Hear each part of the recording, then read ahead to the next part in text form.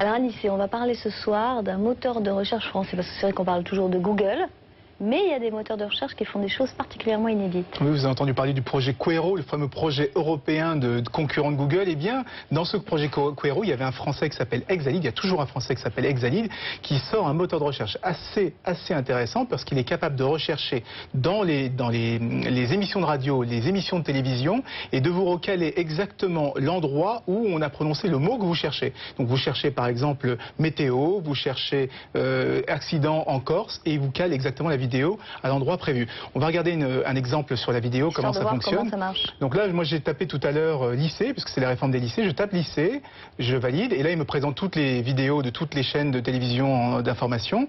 Je clique sur BFM TV, évidemment, et regardez en bas de l'écran, il affiche un téléscripteur exactement de tout ce qui est dit par les présentateurs et ce qui est dit dans les reportages. C'est une retranscription en direct, et c'est là-dedans qu'il va pêcher le mot que vous avez tapé dans votre moteur de recherche. Donc c'est plus fort que Google, qui lui se contente de récupérer les pages web. Il y a quand même des petites limites.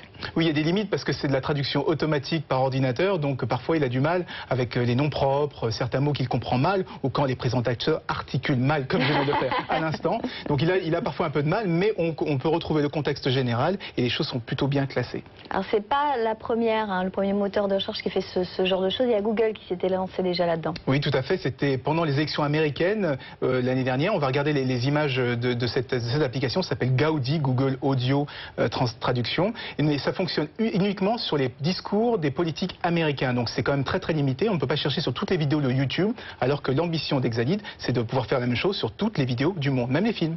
Vive les Français. Merci beaucoup Anissé. On jette un coup d'œil à la météo.